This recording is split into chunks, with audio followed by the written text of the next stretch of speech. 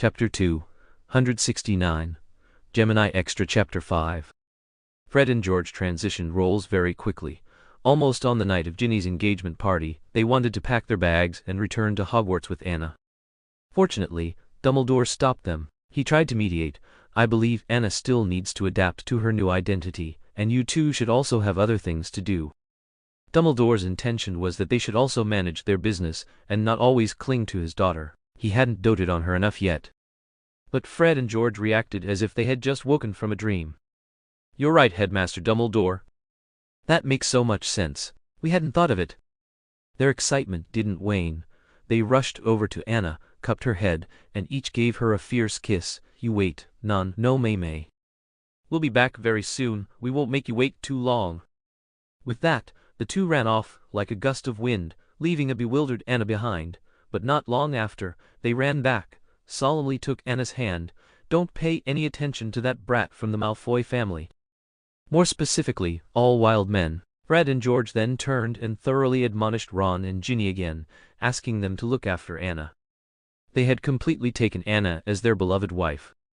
Anna certainly didn't expect that Fred and George, in order to strike while the iron was hot and prevent her from having a chance to refuse or be snatched away, would use all their connections within 3 days to prepare a grand proposal ceremony for her. It was on a Hogwarts night. Anna had just finished a heart-to-heart with Snape, and he had kept her to impart a lot of knowledge, especially on dealing with pranks, passing on all the experience he had gained when he was pranked by the Marauders to Anna. Anna couldn't help but find it a bit amusing. Was marrying Fred and George going to mean being pranked by them every day? But the next prank truly caught her off guard. Snape was about to escort her back to her dormitory. She would soon be able to attend Hogwarts again. Dumbledore had gone to the Ministry of Magic and caused a bit of a fuss. Who would dare object? She could also move back into her old room. Just then, a chubby little boy suddenly rushed out, running breathlessly and a bit sweaty, urgently shouting, "It's bad. Professor McGonagall, she, hurry and come with me." As he spoke, he pulled Anna towards the Hogwarts corridor. The little fat boy, having been entrusted with this sacred mission by Fred and George, was particularly excited and completely failed to notice Professor Snape following behind Anna. Consequently, Professor Snape, completely out of the loop, also followed. Anna, of course, was worried, not knowing what kind of emergency Professor McGonagall was in. So, the three of them arrived at the Hogwarts corridor, next to the wide lawn, where it seemed someone was indeed lying in the darkness. The little fat boy urged them to go quickly and see, but when he turned around, he realized the person he was pulling was actually Professor Snape, which scared him so much his jaw almost dropped. Snape, fearing a trick, naturally stopped Anna, who wanted to go forward.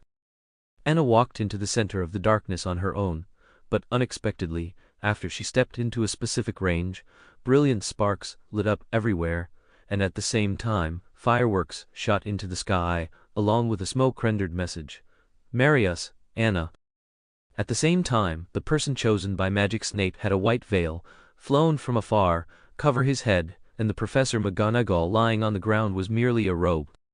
From underneath, two identical golden-haired figures emerged, transforming into Fred and George, the two brothers, wearing the most magnificent formal attire.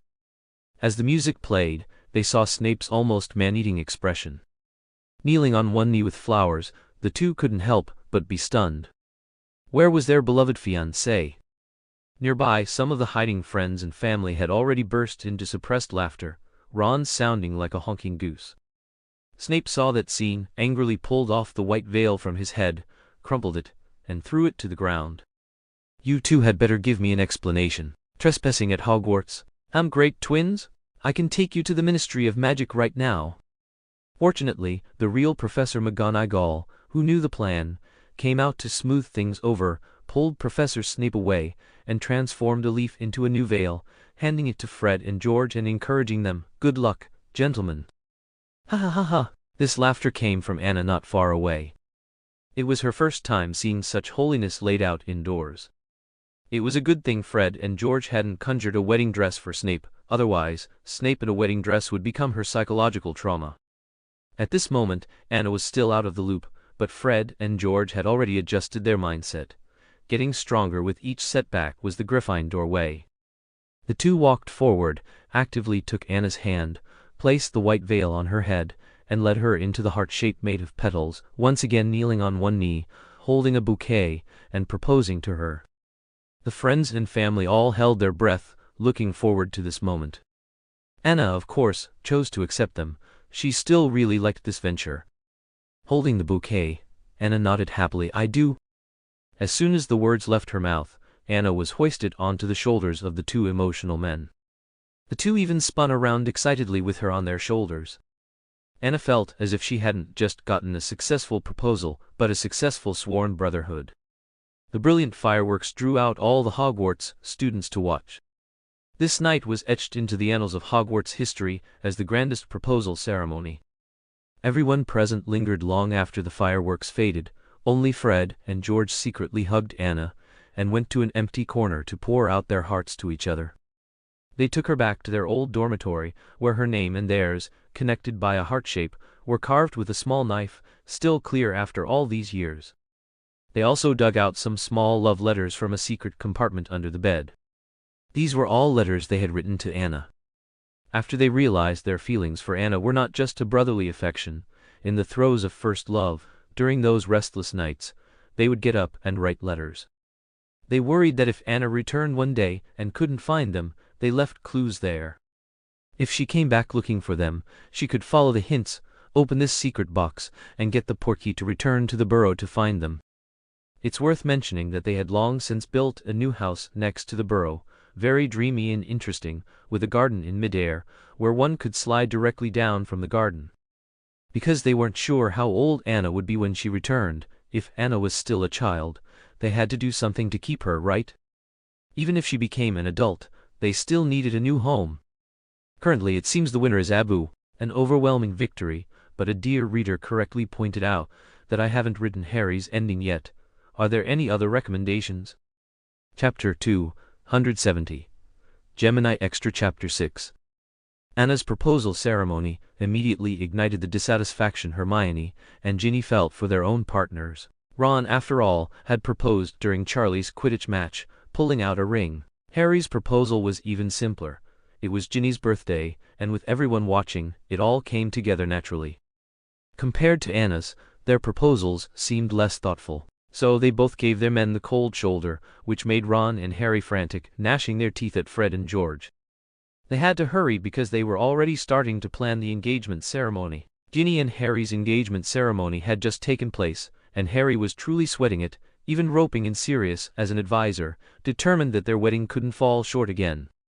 Anna, of course, understood Ginny's predicament. If her sister-in-law got engaged shortly after her, and had a much grander ceremony, she too would feel sad and jealous. But when she spoke to Fred and George, the two love-struck fools wouldn't listen at all. "We can help Ginny design it together." "Exactly, that's so right. We can get married with Ginny and Harry." What? Harry and Ginny's wedding was just a month away. How could it become a group wedding? But Mrs.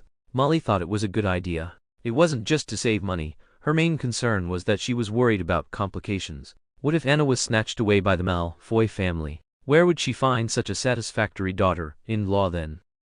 Harry was overjoyed. This was great. Now there would be no comparison. But Ginny was not happy, mainly because Harry's no-brainer relief was too obvious, making Ginny feel neglected, almost breaking up with Harry. Thankfully, Hermione also chimed in. "Since that's the case, Ron and I will have another one too." What? Ron, who had just been watching the drama with Schadenfreude, couldn't laugh anymore. Because Hermione got pregnant very quickly after their engagement, one couldn't help but admire the Weasley family's fertility, so their wedding was very rushed. Only a few relatives attended. Hermione's relatives and friends from the Muggle world didn't even have time to be notified. This was a regret in her heart. She also wanted to redo it, but taking care of the child, being pregnant again, and work matters left her no time to consider it. Now, she had a great opportunity. She had to participate. And so, what was originally Harry and Ginny's wedding became their group wedding. Mrs. Molly must have been laughing in her sleep. She never expected such a day. Most of her headaches were suddenly resolved. Aside from her eldest son, Bill, who was still traveling the world and completely unreachable, Mrs. Molly felt her life was complete. Because Anna was so popular, Fred and George deliberately didn't publicize that they would be having their wedding with Harry and Ginny. Anyway, their good friends would surely be attending Harry's wedding, so this was a perfect way to kill two birds with one stone. Anna was still in a daze even when she put on her wedding dress, held her bouquet, and stood with Ginny and Hermione. Was she back? Had she grown up? Was she getting married? And to Fred and George? While waiting backstage, Ginny and Anna were both very nervous. Outside the door were their waiting guests, and the grooms they hadn't seen for days. It was customary for couples not to see each other before the wedding. Hermione, being on her second time, even gave Anna a piece of advice. "I'll give you a piece of advice. Never believe a man when he says one last time, especially a Weasley." Hermione sighed and pointed to her belly. Here it was again. She even started to consider sending Ron to a Muggle hospital for a vasectomy. Ahaha! Ginny gave an awkward but polite smile. Anna could only play dumb. She believed Fred and George would listen to her right. The facts proved that Anna was too naive. Hermione was really right. Not long after, Anna had to suspend her studies because she was pregnant.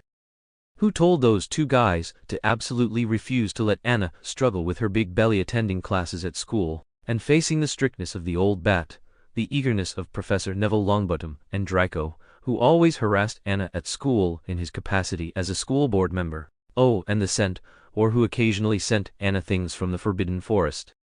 They couldn't bear any consequences, so they simply took Anna, and without further ado went to the United States to open a shop. Anna was stifled. She couldn't complain to Ginny and Hermione anymore. Although in Hermione and Ginny's eyes, Fred and George's overbearing actions were all for Anna's good. For example, not letting her eat by herself, even carrying her to the toilet. If there were no classes the next day, they would absolutely not let her off at night, making her sleep soundly, and they would torment her by taking turns. Now, she stayed in the shop in the United States, being taken care of by the two of them every day to the point of becoming a cripple. They also always got inexplicably jealous. Anna finally received a package from faraway Britain. Delighted, she was about to bend down to pick it up, mainly because she still wasn't used to using magic, a subconscious action, but it drew a shriek from Fred and George, like cats whose tails had been stepped on. One rushed over to help her up, still fearful, and touched her belly again and again. The other picked up the package, quickly lit some exorcism herbs, and circled the package several times. He also secretly peeked to see if it was sent by a love rival. Thankfully, this time it was sent by Ginny.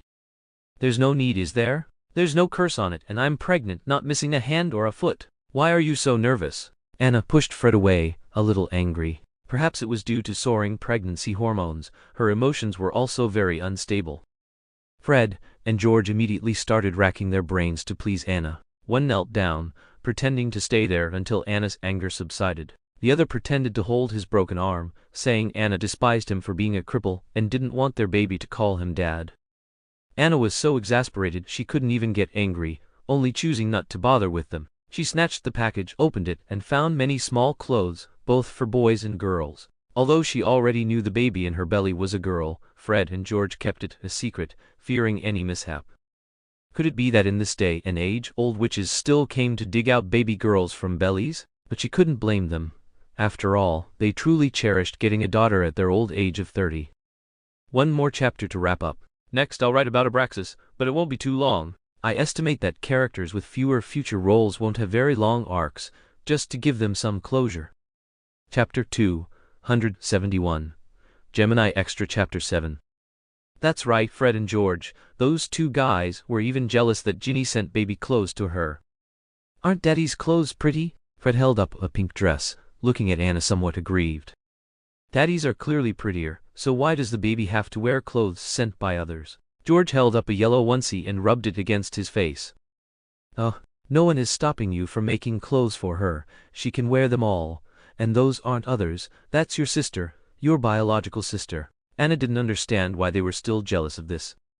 "That's right, but she's a Potter now." "Exactly." Fred and George again leaned their heads against Anna's already heavily pregnant belly, and in a high-pitched voice, said to the child in her womb, "Little Nina still likes Daddy best, right?" That's right, they had already picked out the baby's name. They hoped their daughter would be as cute and beautiful as Anna, so they added the element not to her name. Anna was a bit unaccustomed to it at first, but then she remembered that foreigners seemed to have this kind of tradition. Harry Potter's son would later be named James. He didn't even change his own father's name, so she simply let it go. Soon, under the careful care of Fred and George, Nina was born. It must be said that the Weasley family's genes are strong. She completely inherited the Weasley family's red-hair gene. Grindelwald was so angry he couldn't bear to look. Were his and Dumbledore's excellent genes just going to be usurped by the Weasley family like this? But when Nina grabbed his finger, Grindelwald couldn't help but smile. As expected of his Grindelwald's granddaughter, she was so brave and truly beautiful. Fred and George were very unhappy seeing Grindelwald holding Nina. After all, that guy had once secretly sold Anna to Malfoy. How could he now try to bully their precious daughter? With a few words, they snatched Nina back. Now, Dumbledore would have trouble even seeing the child. Oh, Hermione's youngest son was half a year older than Nina. Anna always wanted Nina to play with him, but Fred and George absolutely refused. What's so fun about Nina playing with those smelly boys? She's a little princess. Exactly. She'll get bullied. Get bullied? Anna looked at the red-haired little girl who, at only 1.5 years old, was already chasing chickens daily and riding dogs to dominate the entire shopping street. She really didn't know if she would be bullied, or if she would bully Hermione's son. It was said that the boy was almost identical to Ron when he was little, even crying from being scared by his own shadow at night. But their own, this 1.5-year-old red-haired girl with 2 pigtails, was already a celebrity known as red-haired Nina. It was hard to judge. She couldn't always be pampered by everyone, could she? Anna worried that Nina would be spoiled, especially since Fred and George could fulfill her every wish. Although Anna herself was also pampered growing up, she wasn't a real 2-year-old child at the time. Last time Nina wanted to go to Azkaban. They even took her there. Good heavens, she was only 1 year old. They took a child to Azkaban to see Dementors. Of course, they were punished by Anna when they returned. She didn't let them sleep in her bed for a week, which drove the two of them crazy. They were practically crying and singing songs of repentance by Anna's bedside. However, Anna later regretted it, because to make up for the loss of that week, they repaid Anna with even greater intensity. So, a month later. What? I'm pregnant again?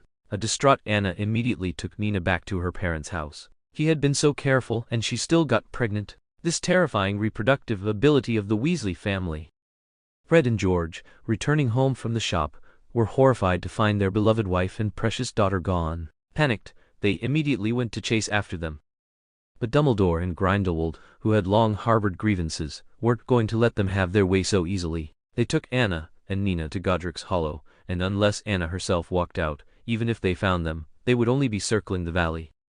Anna was no longer angry after seeing Dumbledore and the others again. Compared to Hermione's speed of 3 children, she was still okay. However, she also planned to learn from Hermione and just have the men get vasectomies. Just then, Ginny also became pregnant with little James. The 3 pregnant women stayed together every day, complaining about their husbands. Someone already had thoughts of divorce, but Anna, due to pregnancy hormones, began to miss those 2 guys. In the middle of the night, she even unconsciously cried out. At that moment, a warm large hand pulled her into an embrace, one hand patting her back, and the other fanning her. Anna instantly woke up. How could there be someone in her bed? Where was Nina? The moment she opened her eyes, she saw a face so familiar it couldn't be more familiar. Fred? What are you doing here? Where's George? Sage, I'm here. George was holding Nina, coaxing her to sleep by Anna's bedside, looking at her with tenderness. How are you 2 here? Anna immediately relaxed, finding a comfortable angle in Fred's arms and nuzzling his chest. How did you know I was here? Secret. Quickly, go back to sleep. We'll watch over you. Fred looked like he hadn't rested well in a long time. Why didn't you tell me you were coming? Anna yawned. Indeed, pregnancy made her extra sleepy. We were afraid you'd be unhappy. And you looked so happy with Ginny and Hermione. We didn't want to disturb you. Fred and George spoke so pitifully that Anna felt a pang in her nose, but she was still very relieved that they thought of her that way. They must love her so much. Just like that, Anna found herself loving them even more than before. It seemed that having children for the people you love was a very worthwhile thing. But this time, she gave birth to a mischievous boy and almost lost her life, which infuriated Fred and George. They immediately vasectomized themselves by getting a potion from Snape. They loved Anna very, very much, and absolutely could not bear the consequences of anything happening to her. Of course, they wouldn't let Anna worry about such a small matter. Although this youngest son was annoying, he inherited Anna's blonde hair and was very good at faking pitifulness. He was a little devil with an angelic face, and with his sister, who made no attempt to hide her mischievous traits, they became the new Dark Lords of Hogwarts. Sometimes Anna wondered if the demonic genes she inherited from the Dark Lord Grindelwald had been passed on to her two little ones. Anna couldn't help but worry about the future of her two children. Would the third Dark Lord come from her family? Fred and George, however, were extremely proud, saying, as expected of the Weasley twins' offspring. And so, Anna lived a life full of anxiety with two interesting people. The twins' arc is complete. Next, according to the poll results, Abraxas's story will be written. Chapter 272, Abraxas, Extra Chapter 1. Abraxas Malfoy peacefully closed his eyes. He had lived a full life in the wizarding world, having everything one could desire: power, money, prestige, children, and so on. But in the final moments as his soul left his body, the kaleidoscope of his life flashing before his eyes wasn't filled with his wealth and success, but rather with the blonde girl he met during his student days. He always clung to the Dark Lord during his student days, or perhaps it was the Dark Lord who deliberately kept her by his side. Her identity was very special and delicate. She was the child of a generation's Dark Lord, and the greatest white wizard of this century. This was magical and peculiar. It should have had nothing to do with him. At most, he would help Grindelwald look after her as a partner. Yet, her vibrant image seemed to be etched into his mind. Her crying and acting spoiled, her cunning way of talking to him, her skipping and punching down a tree. He thought he admired her as a young girl, admiring her like a cute little sister. Later, she disappeared as if she had never been there. The sudden quietness around him made him, a Malfoy, feel a sense of loneliness. This was too incredible. They had no blood relation, nor any deep conversations. She even called him by his first name. But that year when she reappeared before him, as a young woman, that's when he finally understood why her youthful face always surfaced in his mind. He cared about her, but at that time, he was Riddle's subordinate, and she was Riddle's lifeline. He had also, under the wear and tear of time, routinely married and had children, establishing his own family. What feelings could there be in their kind of arranged marriage? It was all about mutual benefit. He could guarantee her the most respectable life, but his wife shouldn't expect any affection. However, when Anna stood there, he truly felt his long, numb heart beat joyfully again. It turned out he felt differently about her, even if her surname was Dumbledore, even if her father was a generation's Dark Lord. He remembered every glance he cast upon her, and now, in his dying state, it was even clearer. He seemed to see her smiling at him, wearing a magnificent gown, waiting for him to dance and waving her fist, saying, "Stay away from me." But the images in his mind, like a rapidly turning lantern, came to an abrupt halt, and new sounds reached his ears. "Wow! Welcome, welcome! Welcome to our big family." Sounds reached Abraxas's ears, making him open his eyes in a very unreal way, only to find his soul floating out of his body. He gave a wry smile. He had become a ghost. It seemed he still had a chance to see Anna with her children and grandchildren. That's not bad. So, Abraxas began searching for Anna's figure in every corner of the world. He believed he would surely meet her again. But he didn't expect her to suddenly appear before him. Even when she had transformed into a rabbit, he could still recognize her. Seriously, how did she get herself into such a messy state? So, he summoned all the ghosts in the cemetery to help her stall Bellatrix. The power of ghosts can sometimes be underestimated. Thus, Anna was rescued by Riddle, who arrived. From that night on, Anna had a bodyguard, an inseparable one at that. Anna didn't know why this elegant British gentleman ghost kept following her. With his golden hair and untamed demeanor, Anna thought he must be a Slytherin. She didn't expect such a warm-hearted Slytherin. When she asked for his name, he visibly changed color, seemingly a bit angry. "Are you asking for my name?" He had a sense of indignation, like a man betrayed by a woman. Anna was bewildered. They couldn't possibly know each other, could they? He had been dead for so long. But Abraxas quickly became reconciled. He had been dead for so long, what good would being impatient or angry do? It was better to let her get to know him again. "I am Laxus, pleased to meet you." Abraxas performed a standard bow, just as they had met for the first time, though only he remembered it. "Hello, Laxus," Anna happily accepted Abraxas's new identity, and he became her inseparable friend. With his help, she even successfully escaped from Riddle's clutches. Back at Hogwarts, Abraxas also took up residence, still guarding Anna every step of the way. Of course, Anna trusted this ghost more and more. Because he was both witty and knowledgeable, he could help her solve 90% of the difficulties she encountered in life. Even when she had her period, he could guide her to brew a pot of blood-replenishing potion herself. Anna was 100% sure this guy must have been a Casanova when he was alive, and she wanted to confirm it. "You must have been very popular with women when you were alive." The elegant man, sipping his coffee, shrugged noncommittally. "At least now, I belong only to you." There he went again. That guy would seize any opportunity to brainwash her. Anna even thought he had mistaken her for someone else, wondering if he was looking for a woman from his past life, and was treating her as that woman. Thinking this made Anna feel extremely disappointed. After all, no one wants to be a substitute, and she didn't want to lose this friend of hers. At night, when she slept, this guy would float above her head and tell her stories of the past, how glorious and dark they were. From his stories, Anna gathered that he must have been from roughly the same era as Riddle.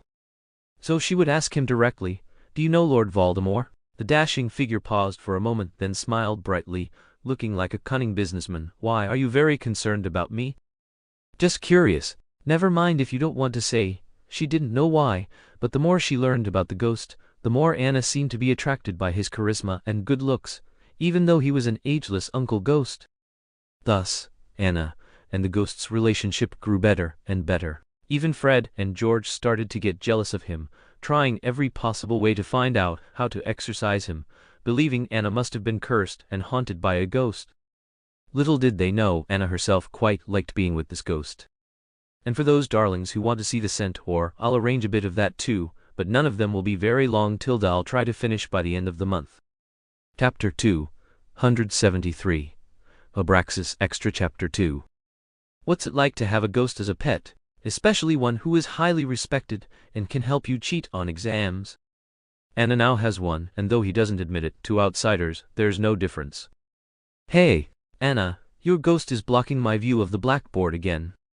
"Then you should consider why you're so short," Abraxas retorted with a venomous tongue. Indeed, though their color was an almost transparent milky white, looking through them always felt strained, like a filter. But such complaints held no threat for Abraxas. He was already dead, a ghost, so what was wrong with just wanting to be by the side of the person he liked? Anna could only kindly persuade him. "Abraxas, why don't you wait over there for a bit? Class is almost over." Anna saw that Professor McGonagall on the podium wasn't looking pleased. After all, she had always been at odds with the Malfoy family, and he was being reckless in her classroom. "And let that brat behind you ogle your beauty or bully you." Clearly, Abraxas had no intention of leaving. "I hope you will respect my classroom." Professor McGonagall was already preparing to expel him from her class. "I'm afraid that as a school board member who has long funded Hogwarts, there's a reasonable basis to inspect the teaching quality of every professor." Abraxas hadn't expected that this would completely expose his identity.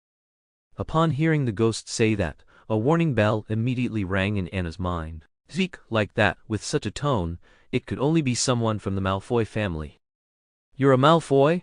Anna realized belatedly. Oh, why hadn't she noticed? No wonder most ghosts showed him some respect and fear. It was all because he was now a milky white ghost, which made Anna completely forget that his hair was a dead giveaway. Cough, cough, cough. Abraxas, whose identity was suddenly exposed, was caught off guard. He had always thought Dumbledore had told her, but Dumbledore seemed not to have, thinking Anna had recognized him long ago, and that was why she agreed to let him follow her. "I thought you knew. I suddenly have something to do. See you after class." Under the girl's incredulous gaze, the man who had always dominated the business world now felt so guilty that he scurried away through the wall. Only a stunned Anna and an even more incredulous McGonagall were left. Anna didn't know his identity, and Dumbledore had let him follow Anna for so long. As soon as class was dismissed, Professor McGonagall rushed to Dumbledore, demanding an explanation, and brought Anna with her.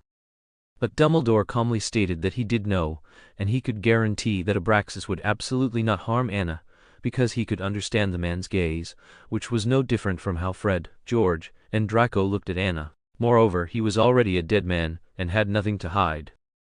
Although it was somewhat incredible how much they differed in age, Dumbledore wasn't too surprised. After all, they had all met Anna in their prime, and Anna deserved anyone's love. But Anna was even more bewildered. Abraxas? Abraxas Malfoy? The one who always tugged her braids to tease her? Or Riddle's former right-hand man? Anna instantly recalled that when they were at Hogwarts, he seemed to have taken good care of her, but wasn't that based on her being Riddle's little pet? So now he was following her to report back to Riddle at any time? Otherwise, Anna couldn't for the life of her figure out why he would keep following her. Surely he hadn't fallen in love with her, right? This thought sent a chill down Anna's spine. Although having a ghost pet constantly watching her and even giving her answers during exams was convenient, for safety's sake, she decided to stay away from him. But how could she possibly avoid a ghost? Sure enough, during the first task of the Triwizard Tournament, she tried her best to hide in the champion's waiting tent, staying with Harry. Her appearance, of course, caused a chain reaction, and Cedric and Krum also gathered around her. Everyone wanted Anna's encouragement, but Karkaroff couldn't stand this scene. He always believed that his precious champion, Krum, needed to stay away from this dangerous fellow. Regardless of whether it would distract Krum during the competition, he also didn't want to risk offending Dumbledore or Lord Voldemort. Although Lord Voldemort seemed to be overthrown now, he knew deep down that Lord Voldemort would return one day. So he prepared to ask, or rather, chase Anna out. "This is for the champions, the audience seats are over there." Karkaroff was already acting very gently, but with his beard he looked a bit intimidating. "You have no right to kick her out. As a sponsor, I have the right to let her stay here. When I sponsored this competition, you were still playing in the mud somewhere." Abraxas suddenly poked his head out from the tent, then squeezed in, unleashing a torrent of abuse at Karkaroff. Karkaroff, of course, knew who this was. He pouted. How was it that he was always suppressed by him when he was alive, and still so even after he died? Understood. Although Karkaroff was annoyed, out of respect for the Malfoy family, he remained silent. He really didn't know why this old ghost was suddenly protecting this young lady again. Could it be Lord Voldemort was coming back? In an instant, Karkaroff's expression changed. He ingratiatingly followed Anna, showering her with warm greetings, and his gaze towards Abraxas became somewhat grateful. Before Lord Voldemort returned, he would make sure to butter up the mistress. Although Anna had been helped by Abraxas, she didn't want to talk to him. She always felt he had deceived her, and was preparing to betray her whereabouts to Riddle. She naturally didn't give him a kind look. "No need, I'm going to the audience seats," she said, preparing to leave, but Abraxas blocked her. "It's better to watch from here." "Then you stay here." Anna simply walked straight through him, which sent a shiver down both her and the ghost Abraxas's spines. This was actually a very humiliating thing for a ghost, but he wasn't angry at all. Instead, he felt happy to have touched Anna. "Then I'll accompany you." He continued to obediently float out behind Anna now. Because of Abraxas's presence, the area around Anna's seat became a vacuum. No one wanted to sit with a Malfoy, even if he was a ghost, and he blocked the view, making it difficult to see what was happening in the arena. "Can you move a little further away from me?" "Are you angry with me?" Chapter 274. Abraxas Extra Chapter 3. "Are you mad at me?" "Why would I be mad at you?" Anna shifted her bottom, wanting to change seats, but that guy floated over again. Her speed could never catch up to a ghost's. "You are, aren't you? Did that Lucius fellow say something to you?" Abraxas's expression was a bit gloomy. Far away in the judges' seats, Lucius let out a loud sneeze. Lucius wiped his mouth with a handkerchief, seeing the one person and one ghost in the distance. He really didn't want to admit that the ghost was his own father. He had known since childhood that his parents' relationship was not good. Their marriage was for political reasons. In his memories, his father rarely came home, essentially dedicating his life to the Malfoy family and to Riddle. He spent more time with Lord Voldemort than with his family. He always thought his father wasn't interested in women, and that the Dark Lord was the one he liked. His mother died of depression when he was very young. Because of this, Lucius resolved to marry a woman he loved and manage his family well. But now he understood. It wasn't that his father liked men, he liked women and even little girls. Lucius remembered the excitement in his father's eyes when he asked him to bring Anna Dumbledore to Hogwarts, completely unlike the strictness he remembered. So father could speak gently after all, but only to Anna Dumbledore. Lucius didn't want to accept it, but he had to, and he also had to help him. For example, helping him deal with the professors who were about to be driven crazy by him, helping him secure a place among the ghosts of Hogwarts, and helping him figure out why Anna wasn't talking to him anymore. Draco was curious why his father suddenly started caring about Anna. Did he want to help him win Anna over? Lucius looked at his foolish son helplessly. He didn't know how to explain to him that he was helping his grandfather pursue. Never mind, he couldn't bring himself to say it. Now Abraxas, unable to handle Anna, shamelessly flew in front of Lucius, asking him to resolve the situation. But how could he resolve it? How could he tell a little girl not to be mad at that ghost? Just then, the Hungarian horntail in the arena went wild. It broke free from its chains and flew out, but it didn't fly in the direction Harry had flown. Instead, it flew straight towards Anna. In that instant, Anna even thought the dragon had been possessed by Bellatrix. After she was saved by Riddle, she died tragically by Riddle's wand. It had been a long time since then, and Anna seemed to have forgotten the fear Bellatrix had brought her. This scene was truly terrifying. She turned around and used the magic within her to fly up, heading towards a safe place. But it was clear that the dragon was specifically chasing her, biting closely at Anna's back. Abraxas, anxious, also flew up, hoping to attract the Hungarian horntail's attention with his body. But he was too transparent now, completely unable to attract the dragon's attention, and couldn't even interfere with its sense of smell. Harry Potter also flew back on his broom. He had already gotten the dragon egg and immediately threw it to Hermione. He then turned to save Anna. Dumbledore and the others didn't realize that Anna was being deliberately targeted. Someone wanted to kill her, so they cursed the dragon to keep chasing Anna. They only thought the dragon was attacking indiscriminately. Now Abraxas, who had become a ghost, repeatedly blocked the Hungarian horntail, being pierced through by its body countless times. Harry closely followed the dragon's side, attacking it. Besides them, no one could keep up with the dragon's speed, let alone Anna's. Just as the flames, spewed by the Hungarian horntail, were about to hit Anna, the pendant on her neck emitted a brilliant light. Anna only felt her body lighten. Had she also become a ghost? She saw her body fall straight down, caught by Harry. This time, Anna had no idea what to do. She had actually had an out-of-body experience. Anna knew very well that her body had suffered very serious injuries, but due to the protection of this pendant and magic, she had an out-of-body experience and was in a ghost-like state, so she felt no pain at all. Dumbledore immediately took her body to St. Mungo's. The others also followed, especially Snape and Grindelwald, but she was still floating in the sky. Anna was extremely anxious and worried that if her soul left her body for too long, she wouldn't be able to return. But they were all concerned about her life being in danger and completely failed to notice that her soul had left her body. Only that ghost, whose body had solidified due to countless states, floated in front of her and said weakly, "Don't be afraid. I'm here, I'll take you."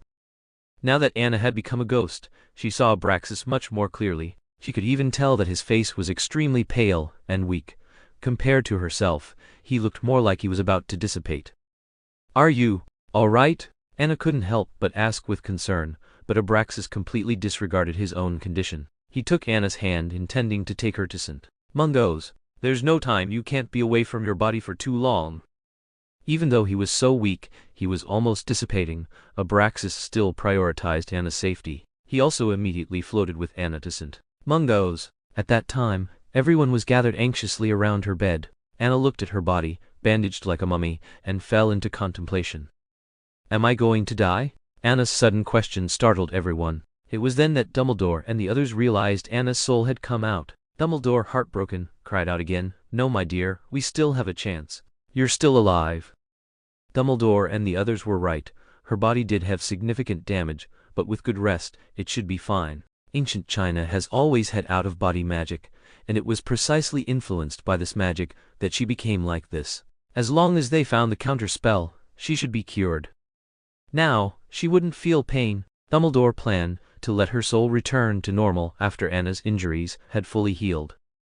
But now, Anna couldn't adapt to life as a ghost at all. Fortunately, he was there. Chapter 275. Abraxas Extra Chapter 4. Now Anna and Abraxas's positions were completely reversed. Before, he always followed her, but now she always followed him. Anna hadn't fully adapted to being a ghost yet. So, many times, she felt awkward. Sometimes she tried to pass through a wall but instead directly crash into a loving couple, not only startling them, but also having them chase after her, asking if she was okay. Anna was incredibly embarrassed. Or, the students would completely treat her as a ghost, making uninhibited confessions in front of her, completely unafraid of social death, as if in a hysterical state of no chance anyway, so no need to fear rejection. Then they would be caught by Snape and Professor McGonagall and assigned detention. More importantly, Anna couldn't handle the enthusiasm of the existing ghosts. They always wanted to pull her into their strange organizations. She hadn't planned on being a ghost forever, but they clearly already saw her as a goddess they could recruit.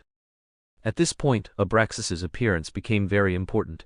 As long as she stayed with him, his imposing aura would always help her ward off the enthusiastic ghosts who gathered around, and even the young boys who confessed were somewhat wary due to Abraxas's Malfoy bloodline. And the most important thing was that Abraxas would patiently lead her along quiet paths where there were no students, and he would teach her what times to avoid the ghosts' evil gatherings, and he would also carefully introduce her to each ghost's name and precautions. With such an all-purpose butler by her side, Anna naturally grew even fonder of sticking close to him. And Abraxas's mood was joyful every day, hoping to spend every day with Anna. They were at the astronomy tower. Abraxas told her the story of how every head of the Malfoy family would pay to have a Zing Zing star named after them, and Anna expressed how envious she was. Abraxas promised to have Lucius buy her one tomorrow. In the Forbidden Forest, Anna introduced him to the centaur who had once bullied her, and Abraxas immediately turned around and paid Lucius to hire a few stray werewolves to beat him up. In Hagrid's hut, Abraxas suppressed his disgust, which made him want to roll his eyes, and endured staying there with Anna to chat with Hagrid and the others. He could have left earlier. It would have been easy for him, but he didn't want that idiotic troll to instill any strange ideas in Anna. In Snape's class, Abraxas openly challenged Snape, stating that Anna had raised her hand but wasn't called upon to answer, which was discriminatory against students, even if she was a ghost now. "I'm fine. I won't allow you to be bullied." Abraxas gave Snape no chance to explain. He really hadn't seen Anna raise her hand, otherwise, would he not have called on her? Then, Abraxas complained about Snape to Dumbledore, forcing Snape to apologize to Anna. Thankfully, Anna managed to calm both sides down in time, otherwise, she really didn't know how she would continue attending other professors' classes.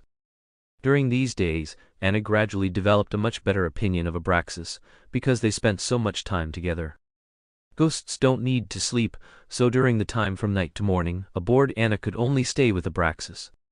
She seemed to like spending time with him more and more. Although he was a Malfoy, he never showed her the arrogant side of a Malfoy.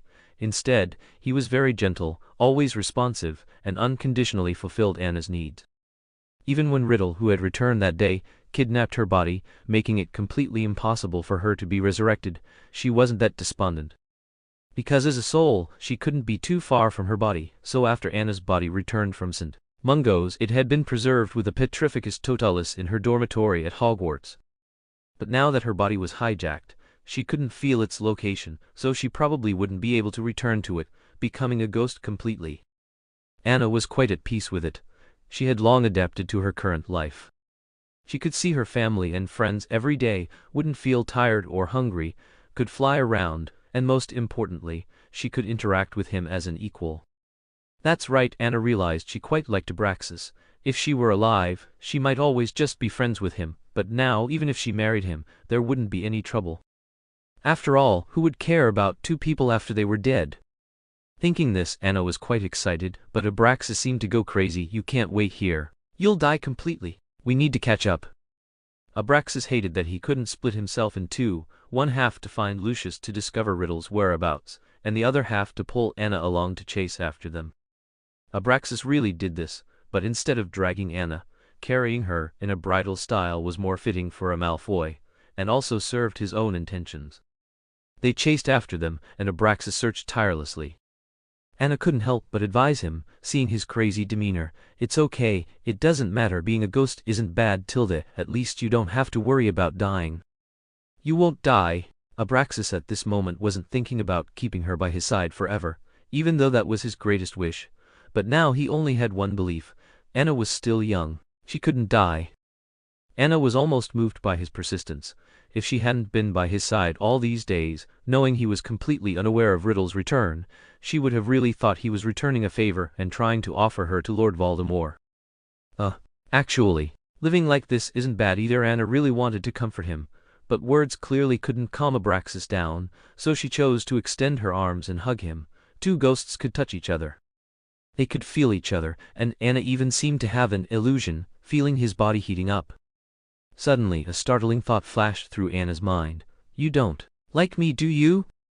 The old man, whose secret was guessed, silently broke free from Anna's embrace, his expression particularly uncomfortable as he hid behind a tree. "No way, I guessed right?" Anna, shocked and delighted, chased after him. And embarrassed, Abraxas simply admitted it. He had been so obvious and hadn't intended to hide it from the beginning. "What's wrong? Is it not allowed?" "What? Say that again." Anna couldn't believe her ears, so Abraxas flew ahead and Anna chased behind him. "Don't run." "I'm not running." "Then stop." Anna felt her heart soaring. The feeling between them was getting more and more ambiguous. That unbearable itch in her heart was about to burst through her chest. "No time." Abraxas really didn't dare to look into her eyes. He was afraid he would kiss her forcefully. "Then you won't hear my true feelings." Anna simply gave up and stopped. At this, Abraxas also stopped. What true feelings? Abraxas was extremely nervous. What did she want to say? Chapter 276. Abraxas Extra Chapter 5. Anna didn't expect Abraxas to actually admit it, and not only did he admit it, he insisted on pressing Anna for an answer. "So what about you? Are you willing to spend this long and eternal life with me?" Abraxas never imagined such a day would come, where Lord Voldemort's actions would completely change the nature of their relationship. Isn't it already happening? If Anna could see her complexion right now, it would undoubtedly be extraordinarily flushed. "You know what I mean." Abraxas was suddenly overwhelmed by Anna's ambiguous response. Perhaps it was exactly what he had always hoped for, that she wasn't without feelings for him. "I don't know." Anna wanted to escape, or at least for a while, but Abraxas gave her no chance, embracing her proactively once more. "You know I like you. Will you be my wife? Although we are both ghosts now, I will ensure you get everything you deserve."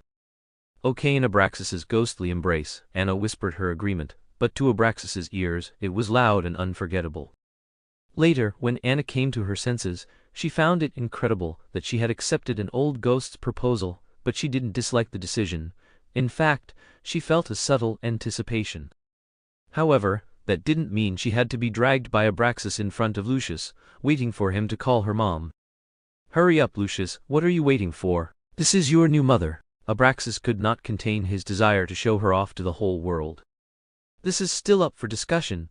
Perhaps you should consult Dumbledore first." Lucius's face froze. He never expected that at his age, his unreliable father would find him a stepmother, and it was someone he had watched grow up, someone he had thought would be his daughter-in-law. "There's nothing to discuss." "I agree." "She agrees. No one can stop us," Abraxas said, looking at Anna with deep affection. Anna's head was almost on the floor. It was too embarrassing. It was a good thing Draco wasn't there. What would she do if Abraxas forced him to kneel and call her grandma? But Abraxas was completely immersed in the mutual affection with Anna, and he even arranged a grand wedding at Hogwarts. Only ghosts attended. As for why Dumbledore and the others weren't invited, Abraxas did it on purpose, and he didn't invite Harry Potter or Lucius either. In his words, their future lives had nothing to do with them anyway. They wouldn't live as long as them, wouldn't understand them. When Dumbledore and the others became ghosts, then he would talk to them. Anna was bewildered by the sudden wedding. How did all the ghosts from Malfoy Manor show up? They all expressed that Abraxas did well in tricking this little beauty into his hands. Then Abraxas got into a fight with that ghost. Anna never thought she would one day witness a ghost fight. The battle was fierce, even attracting Dumbledore and the others. Abraxas picked up Anna and flew. Although he verbally said not to bother with those short-lived fellows, his actions were surprisingly honest. Abraxas even carried Anna directly to the Malfoy family's manor in Paris, and then Anna got lost in that manor. She couldn't float out of the manor. She would always get lost, and then Abraxas would find her and bring her back. Today was no different. After Anna's first failed escape, Anna hung on a tree branch, sulking, waiting for Abraxas to come and take her back. "Madame, did you have fun today?" Abraxas chuckled as he plucked Anna from the tree branch, held her in his arms, and floated towards the house. Anna got even angrier. Who was playing? I'm not your madam. Anna pouted, but then he kissed her. Their interlocked fingers felt the hard wedding ring, and she had no idea how he managed that. Whoever answers is Abraxas was already immune to Anna saying one thing and meaning another. When he kissed her just now, she was very proactive. I want to go back to Hogwarts. No, it's dangerous there. Abraxas could agree to anything Anna asked, except for this. Until Lord Voldemort was completely overthrown, he would not let her go. So, Anna awkwardly continued to live with Abraxas. After an unknown period, they finally achieved victory when Abraxas returned home triumphantly with Anna. Everyone had thought Anna's soul had long since dissipated, and though her current ghostly form still made Professor McGonagall weep uncontrollably and Dumbledore wipe away tears, it was better than never seeing her again. It was also because of Abraxas's care over the years that Dumbledore trusted him completely, seemingly tacitly approving of the relationship between Anna and Abraxas. Especially Grindelwald, he thought very highly of Abraxas because he had done many things for Anna. Thus, Anna and Abraxas became Hogwarts' happiest and sweetest ghost couple, written into history together. Fred and George were dumbfounded, vowing to become ghosts 100 years later and snatch Anna back. The one who probably couldn't accept this the most was Draco. He had always thought his affection for Anna was like that for a sister, but only after she became a ghost did he deeply realize his special feelings for her. Unfortunately, by then, it was too late. They had already become an impossible existence. Anna was now very satisfied with her life, having a family who loved her and an excellent man she loved by her side. They lived lovingly and respectfully together forever. Abraxas's story is also finished. I couldn't control myself and wrote a bit more. The next extra is about the scent or Kessie. Then, one more, and it's pretty much done. Tilettery 07 Grave, Acute Tilettery 07. Chapter 277. Poneman, Extra Chapter 1. Let's return to when Anna was cornered by Bellatrix in the Riddle family graveyard, because Centaur are too niche. I'll try to finish writing in 2 days. Anna closed her eyes in despair and pain, fragments of her life flashing through her mind. At this critical moment, a sharp arrow shot out, piercing the air fiercely and striking Bellatrix's neck before she could react. Bellatrix clutched her neck in agony, slowly collapsing. From the distant jungle, a nimble figure quickly leaped out. He had a tall stature and strong limbs. It was the centaur Kessie.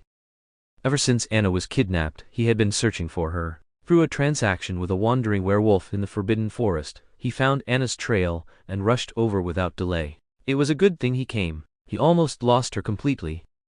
Anna didn't feel the expected pain. Instead, she felt a shadow envelop her. Strange. Would Bellatrix be so gentle?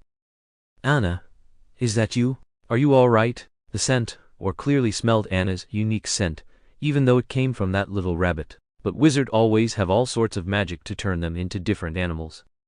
Kessie? The little rabbit's round eyes widened. She didn't know why he appeared here, but from her current perspective, Kessie's figure appeared before her like a deity. His chiseled jawline and bare upper body, every muscle glistening with sweat. Kessie's heroic appearance made Anna's tears fall unconsciously. Suddenly, she felt so small beneath him, both disheveled and weak. The little rabbit curled into a ball, wishing she could burrow into a hole.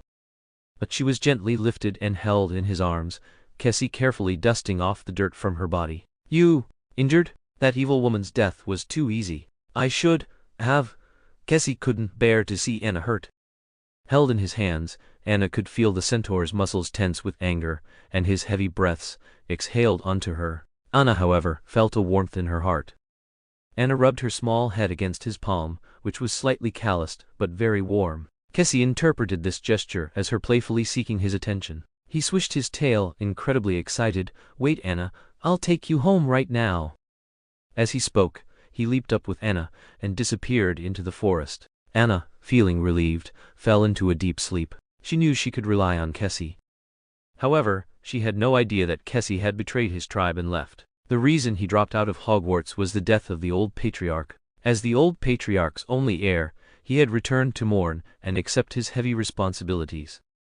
As a centaur who had received wizard education, Kessie's thinking was naturally more advanced. He often had disputes with some of the elders in the tribe. For example, Kessie believed that learning human magic could indeed enhance the tribe's strength and the centaur's survival rate.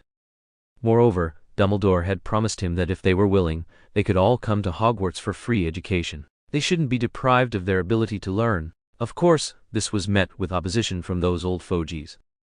Fortunately, he applied the knowledge he had learned to his life, and in several battles, he successfully repelled the attacks of Wandering Werewolf by combining wizard magic, gaining some influence. However, they needed to migrate within the Forbidden Forest to find a new settlement, as they feared retaliation from the Wandering Werewolf. It was at this time, when Kessie needed to lead his people to relocate, that he heard the news of Anna's disappearance. He resolutely decided to go and rescue her, which again led to a fierce quarrel with the elders of the tribe. In fact, there were sent, or specialized in celestial phenomena responsible for finding suitable migration routes. Kessie was merely a spiritual pillar, but everyone was accustomed to him giving orders. So the Elder Council even threatened to remove his title as leader, to which Kessie, of course, responded, "If you want this leadership position, take it back." He cared more about Anna's safety than this position of leader. So he endured countless hardships to find Anna, and it was a good thing he found her.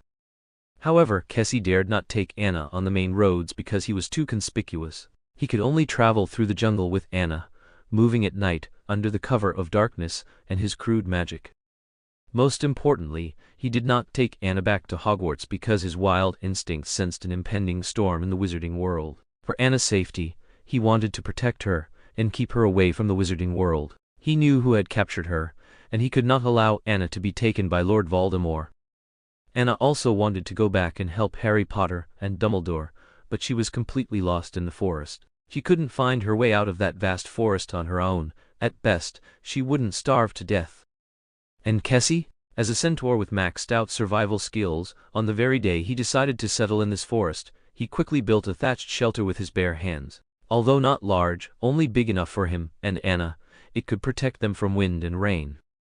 That night, Anna slept in the crook of his leg beneath his warm belly. When she woke up in the morning, she thought she had been reincarnated as a horse. Kessie, somewhat shy, stepped over her head, hoping Anna hadn't seen his awkward lower region.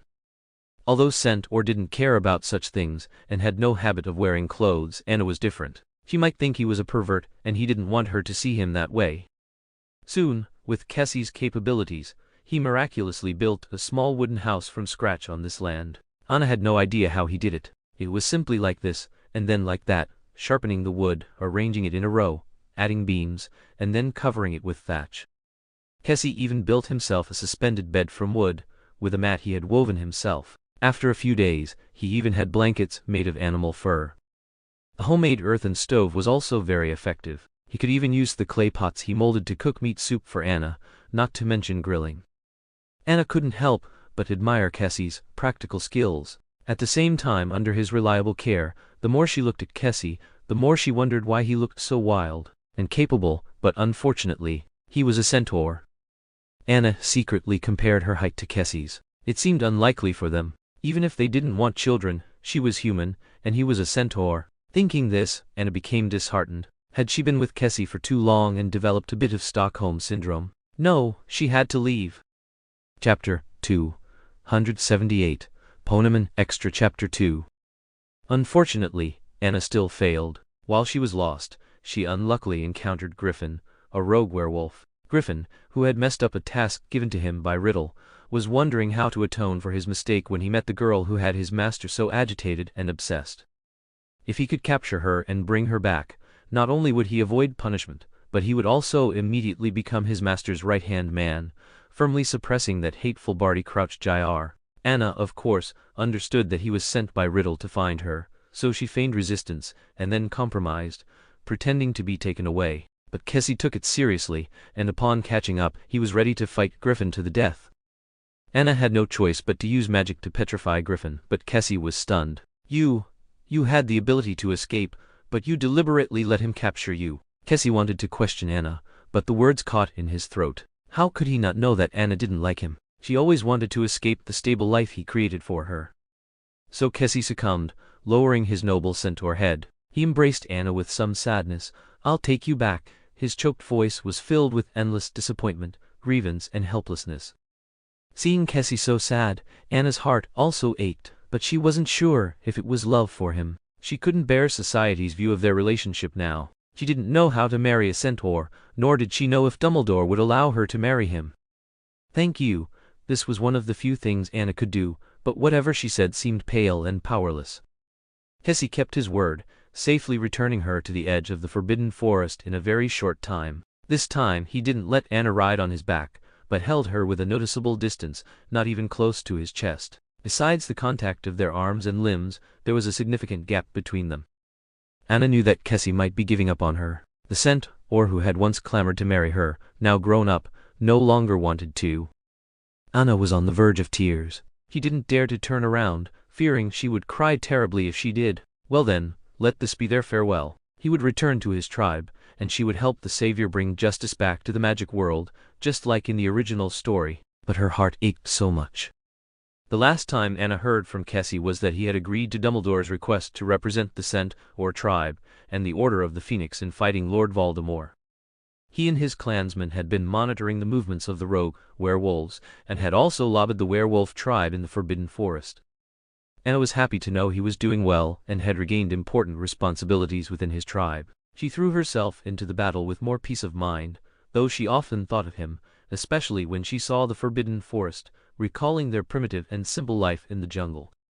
Finally, 3 years later, Riddle was defeated. Anna immediately wanted to go to the Forbidden Forest to find him and thank him for his efforts. However, she didn't know where he was. This made Anna feel very melancholic, but thankfully, not long after, she received a letter from him. Due to the upcoming celebration banquet, various races began to interact freely, no longer needing to hide because of the Death Eaters.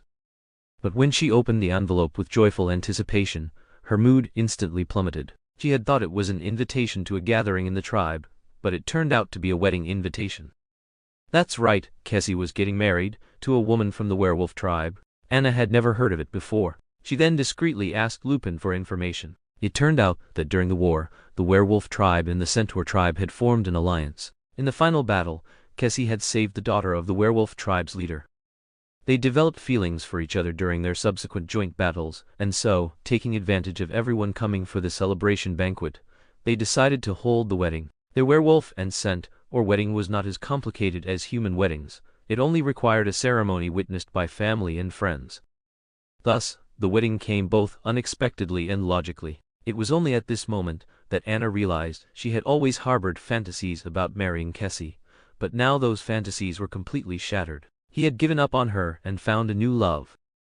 Kessie's strong arms would no longer embrace her, and his broad centaur back would no longer allow her to ride on it and play. He was already another woman's man. Anna wanted to cry, but extreme sorrow instead made her very calm. Although she might break down at the wedding, she still decided to attend because it might be their last time seeing each other. She didn't know why others could remain friends after losing love. She only knew she was a coward. Anna had already made up her mind that after wishing Kessie well, she would never come to the Forbidden Forest again, and they would never have another chance to meet.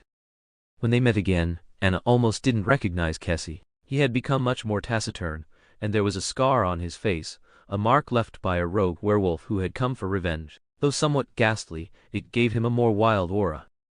By his side was always a dark-skinned but sunny and confident girl. Her muscles were exceptionally well-proportioned and beautiful, like a rose in the desert with 2 sharp little wolf fangs, enthusiastically greeting everyone. She was very tall, about 1.8 meters. Although they were not of the same race, standing together, they had a sense of being a perfect match. Anna watched them from afar as they gazed at each other. She gently removed a leaf that had fallen on Kessie's knee, and Kessie gave her a kind smile. It was too dazzling. This scene pierced Anna's heart like a knife. She regretted coming, as it only caused her more distress. Moreover, that girl was very kind, and Anna was worried that her own loss of control would affect the wedding. She must be very much looking forward to this wedding. Since human wizards were also invited, coupled with the grand ceremonies of the werewolf tribe and the centaur tribe, Anna felt she shouldn't stay here. Quietly placing her gift in their bridal chamber, though she hadn't been to the centaur tribe in a long time, the most beautifully decorated house must be it. Carefully placing the gift on their table, Anna turned and ran out. She didn't know how far she ran before she finally started to cry freely. After this cry, she would forget everything. Goodbye, centaur. She thanked him for his past protection and unconditional love and guardianship. She would forget all of this and start anew. It seemed Merlin felt Anna's sorrow, and in turn, it began to rain. It looks like the centaur's story will be finished in tomorrow's chapter. Happy, who will the next handsome guy be? Harry, Zabini, or Cedric? Choose one of three. Chapter 279. Poneman, Extra Chapter 3. How could Kessie not know about Anna's arrival and departure? He had smelled her scent long before she even stepped into the tribe. He could only clench his fists tightly to stop himself from rushing to greet her. He trembled all over at her arrival. She came and saw him. Although she hid far away to watch him, Kessie's extraordinary breadth of vision had easily caught her pitiful little expression. While Kessie could outwardly converse casually with the werewolf, only he knew that his heart was being torn apart. How he wished he could rush over and hug Anna, telling her how much he missed her. The thought drove him mad, making him unable to think, even wishing for death. But he couldn't chase after her. He needed to fulfill his responsibility and marry into the werewolf tribe, so that no one or no race in the depths of the Forbidden Forest could invade them. They could even achieve deeper development through this alliance. But did they truly have feelings? Perhaps the werewolf had a hero saving the beauty filter for him, but it was more about responsibility. She also desired the development of her race and peace in the Forbidden Forest. However, for Kessie, Anna was the only woman he wanted to marry, even if she was a human wizard. It seemed that this had been his goal since he was a child. Unfortunately, it was probably impossible for them now. He turned away, not wanting to see or think about Anna's tear-streaked face as she quietly left. But why did his heart ache so much that he felt unsteady? Then he felt Anna leave the tribe. His heart followed Anna's footsteps, departing with her. But he sensed that Anna had lingered in his room, so after she left, he immediately ran to his room. Kessie felt a mix of emotions upon seeing the beautifully wrapped gift. Should he be happy that she still remembered him, treating him like a friend, or should he be sad that she was blessing his love with the werewolf? Had she misunderstood their relationship? Never mind, this was for the best, and he was relieved. Yet he couldn't bear to open the gift. He held it in his hands, shaking and weighing it. It felt heavy. He was curious what Anna would give him. Finally, he opened it and saw that it was filled with letters Anna had written to him by hand for every festival and his birthday over the years, along with birthday gifts. An entire box was packed full with these items, shrunken by magic, a handmade scarf, her drawings of centaurs, and an Anna doll that he adored. Were all these from her? Kessie loved them immensely. He held them to his chest, then couldn't resist bringing them to his lips, kissing them again and again, transferring all his suppressed affection for Anna onto the doll. Anna was so good. She had left him something to remember her by. When he missed her, he could read her letters and hug the doll. Just as Kessie was lost in thought, a commotion erupted outside. Kessie immediately packed everything away, tucking it under his bed for safekeeping. He rushed out and found his tribesmen picking up bows and arrows, as if preparing for battle. What happened? Chief, you've arrived just in time. The trolls have revolted. They are dissatisfied with our alliance with the werewolf tribe and are now on their way here. According to reports from the front, they are causing chaos wherever they go. The centaur's words instantly flustered Kessie. Wasn't the path the trolls were taking the same path Anna would use to exit the Forbidden Forest? Anna would be in mortal danger if she encountered the trolls.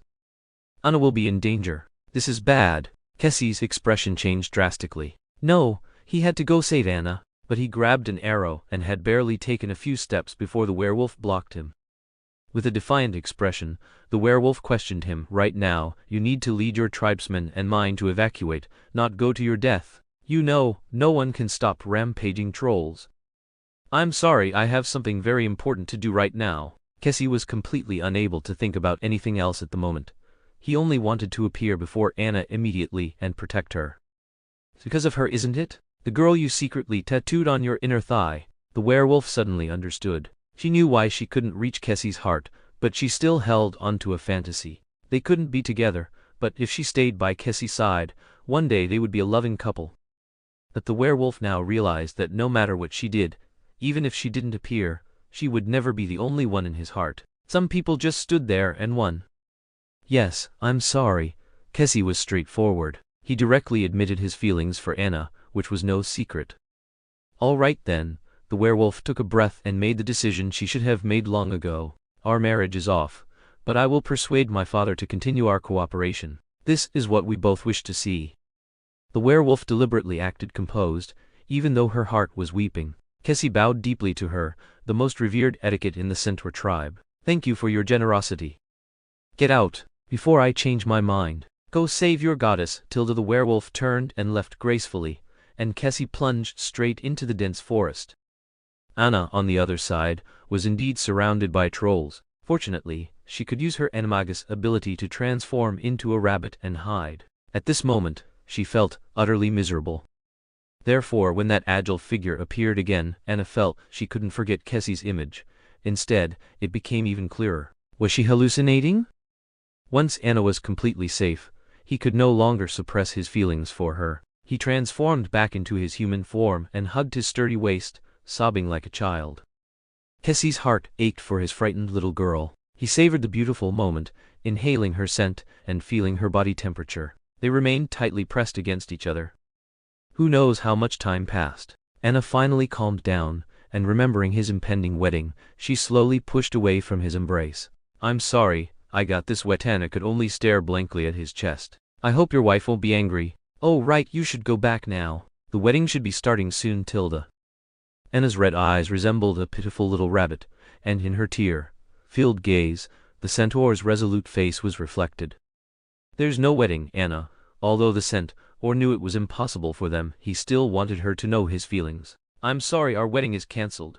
I truly can't forget you. What? Tilda, hearing this, Anna cried even harder. The centaur rubbed his hands together, unsure how he had offended this little girl. Helplessly, he patted her shoulder and cupped her face. Don't cry, it's all my fault. No, no. It's just that I'm too happy. Tilda. Kessie didn't react immediately, but Anna, shy, had already nestled back into his embrace. Now Anna understood, she still wanted to marry him. Kessie was overjoyed, completely at a loss for how to express his happiness. He could only foolishly hug Anna and spin around, jumping up and down. You really want to marry me, Kessie? Kessie, in his joyful excitement, nearly crashed into a large tree.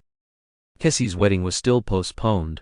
Although he now had a bride he truly wished to marry, he felt that Anna's wedding shouldn't be so hasty, so it took a long time to prepare. Although their marriage was not favored by many wizards, especially Grindelwald. But Kessie was willing to abandon his status as centaur tribe leader for Anna, and even willing to give up being a centaur for her. Under the research of Grindelwald and Dumbledore, Kessie transferred his soul to a body specially crafted for him through dark arts, much like Riddle's resurrection. He truly became human. Kessie quickly adapted to his new body and new identity, as Hogwarts astronomy professor, and as Anna's husband. Of course, he preferred the second identity most. Ultimately, they lived happily at Hogwarts and even had 2 children. Although they had 2 legs, they ran faster than those with 4 and had strong jumping abilities. Anna couldn't keep up with them at all. It still took Kessie to step in, dragging his mutated centaur to apologize to Anna. Anna also inherited Madame Pomfrey's position at Hogwarts, staying by Dumbledore's side, and enjoyed a wonderful life at Hogwarts. The only thing that bothered Kessie was that all the professors at Hogwarts were Anna's family, and he sometimes felt bullied by them.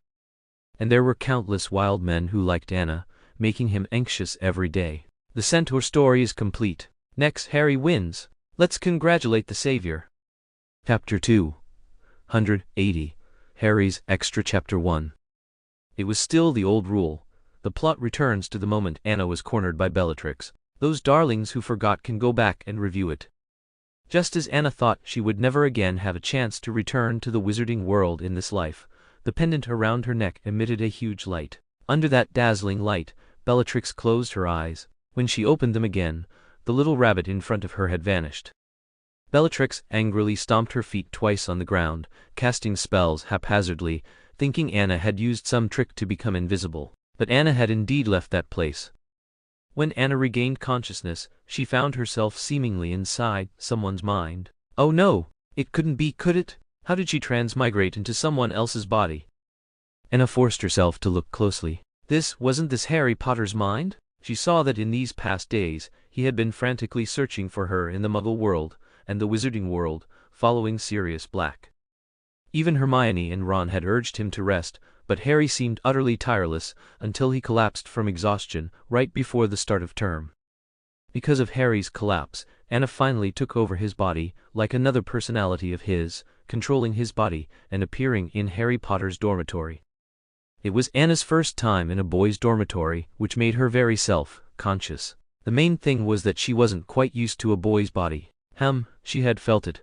Harry was quite well endowed. Although she tried to avoid looking during showers, it was impossible not to see at all. Anna couldn't help but joke, "Good thing Harry doesn't know what happened, otherwise, I'd have to take responsibility." Cough, cough, cough, another voice came from his mind. No, it should be from Harry's mind, which was now her body, her head. Wait, Harry was conscious, so he had been faking unconsciousness just now? Anna couldn't continue her shower now. She casually put on her bathrobe and sat back on his bed. "Harry, you're there, right? I know you're there. I'm so sorry this happened. I don't know what occurred. I was being hunted by Death Eaters, and then I opened my eyes and transmigrated into your body." Anna struggled to organize her words. But Harry clearly found it too embarrassing. He kept playing dead. His crush had transmigrated into his body, and had even seen him completely naked. Good thing she thought it wasn't bad, but it was still incredibly mortifying. Anna felt that this couldn't go on. She needed to talk to Harry and discuss future matters. At least for now, they needed to share one body. So, she thought of a way to force him out. "If you don't speak up, I'm going to take some measures." Saying this, Anna opened his wardrobe and drawers, trying to find some dirty magazines that teenage boys might hide, to make him stop her. But she found nothing of the sort. Instead, she saw a perfectly tidy wardrobe. Anna couldn't help but praise him, realizing Harry was such a neat guy. She wouldn't have guessed, because his hair was always messy due to genetics. Then, Anna saw a notebook that looked like a diary. Her eyes lit up. As she reached out, Harry's voice came out, "Don't look." "No, I'm here." Anna breathed a sigh of relief. She didn't want to bring up the shower again to force him, as she herself was mortified. "It's good that you're here. Tell me, what do you think?" Anna was a little worried he would be disgusted. Cough, cough. "I didn't look. Really, I didn't see anything." Harry's heart was about to pound out of his chest. "You might have to put up with me. I probably can't leave your body for a while." "It's okay. I mean, you can stay here forever." Harry's foolishness almost made Anna burst out laughing. You're going to make me watch when you get married?" Anna couldn't help but tease him. Harry was truly too innocent. Ginny would be so happy in the future. "No, I don't. I won't be with Ginny," Harry stammered, but when he said Ginny, he was incredibly firm and resolute. Anna forgot that her current thoughts might also be seen by him. She needed to be careful. Good thing her occlumency was taught by Snape. But Harry was different. Everything in his little head poured endlessly into Anna's mind, forcing her to continue using occlumency. "Wait, Harry likes me?" Anna was shocked. She had never thought that Harry Potter's crush was herself. Didn't he like Cho Chang now? She had always seen him as a younger brother. Chapter 281. Harry Extra Chapter 2. Compared to Anna's embarrassment and awkwardness, Harry was much more foolishly happy. He had never felt so closely connected to Anna before. He had her in his heart now, and she was inside his body. How cool was that? Harry, unaware that Anna had seen all the silly thoughts in his teenage head, was still delighted at his lucky selection. Did this mean that he and she were the most fated? Otherwise, why didn't she go into Snape's body or Bill's body? Didn't that mean? Ha ha ha ha. He had no idea it was because Anna had long become another Horcrux of Riddle, just like Harry, which was why she was drawn to Harry's body. It was a good thing she wasn't drawn to some diary, or she would have been miserable. Now Harry wished he could ask Anna what to eat every morning. "Do you want to eat roast chicken today, or roast lamb chops first?" Anna was very touched that he even knew she liked roast meat, although as one of Harry's souls, she could only experience 1/3 of his sensations. But she couldn't get her true feelings at all, so it didn't matter. "You just eat what you like." "All right then, I'll have roast chicken leg first, then roast lamb chops." Don't force yourself." Anna was a little worried he would overeat for her. She was very relieved that he was indeed quite well behaved and obedient. "Okay, Tilda." The most awkward part was going to the restroom every time. Harry would always stammeringly ask Anna to close her eyes for a moment. Every trip to the toilet was an ordeal for him, and he tried to keep each visit within 5 minutes. His psychological pressure was too great. Occasionally, Harry would even intentionally let Anna take over his body to do what she wanted, and then he would inevitably be ridiculed by Snape. Although Snape was muttering Harry Potter's name to Harry, it was his Anna being bullied by the old bat. Anna, however, felt sorry for Harry, who was always treated unfairly, but Harry couldn't tolerate it at all. He directly broke through his self-imposed restraints and stood up for Anna. "You are not allowed to insult her." Her? Since when did you become a lady? The great savior! Snape noticed Harry's strangeness and finally discovered the little secret between Anna and Harry Potter. Snape truly couldn't stand his precious little apprentice living inside the person he hated most. So Harry Potter was forced to learn occlumency ahead of time because Snape always wanted to communicate with Anna through Harry's mind. Then Snape would constantly indoctrinate Anna with thoughts. Stay away from the Savior's crazy thoughts. Don't look at his messy ideas. This made Harry resentful. He knew the old bat didn't want him to be well, so he practiced occlumency day and night, completely hoping Anna wouldn't discriminate against him because of the old bat's words. As a result, Harry's occlumency progressed by leaps and bounds. Even Anna had to put in some effort to see his little thoughts. In these days, Anna had become very accustomed to seeing Harry's little thoughts about her. It was truly too cute. But Harry was also very grateful to have Anna there, allowing him to have someone by his side during his most difficult times. This was especially true after he was chosen as the 4th Triwizard Tournament champion, when everyone turned their backs on him. Only Anna stood firmly by his side. Do you also think I cheated? Harry nervously glanced at the classmates passing by him, while helplessly asking Anna for help. Of course not. I've been with you the whole time. Someone must be trying to get you killed. Remember, Harry, if you want everyone on your side, you have to package yourself as a weakling. Anna offered advice as his closest friend now. Package myself as a weakling? Harry was puzzled, but Anna's words must have their reason, so they must be right. Harry Potter trusted Anna unconditionally, like a dog trusting its owner. Yes, tell people that someone wants to kill you, which is why they put your name in. You have to withdraw from the tournament. It's too dangerous. Who would want to participate? Anna's words were a stern warning to Harry. Okay. Harry obediently expressed his wishes to everyone, and sure enough, people were less hostile towards him, because their thinking was from the perspective of a weakling. Yes, if it wasn't for someone with strong abilities, why would they want to seek death in the Triwizard Tournament? Even if he was the savior, he was only in his 4th year. However, the wheels of the plot still followed the historical tracks, and Harry still became a Triwizard Tournament champion. Anna held her breath for him, truly worried he would get hurt. Fortunately, everything went smoothly. Anna watched Harry successfully pass the first task. It was during the Yule Ball that Harry found himself in a dilemma. As a champion, he had to choose a partner to lead the dance, but besides Anna, he didn't want to invite anyone else. Anna saw him refuse invitations even from other pretty girls and found it a bit strange. This was different from the original novel. Did he have someone else he wanted to invite? Harry, are you thinking of inviting Ginny or Cho Chang? Cho Chang might be a bit difficult. Why don't you try inviting Ginny? Anna had seen Ginny's little intentions clearly.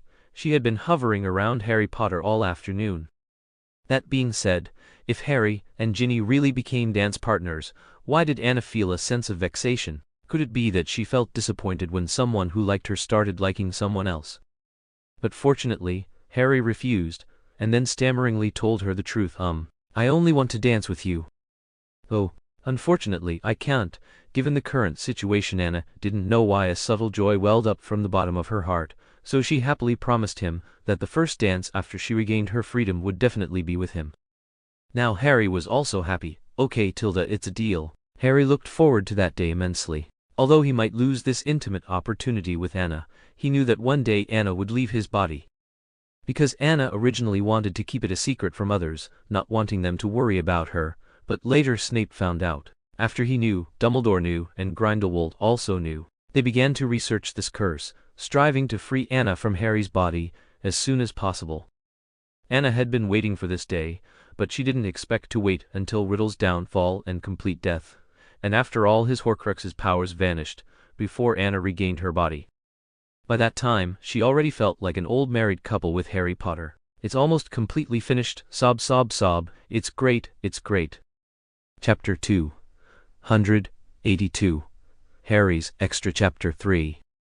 Anna never expected that after going through so much with Harry, she would develop special feelings for him. In fact, she was moved by his most sincere emotions.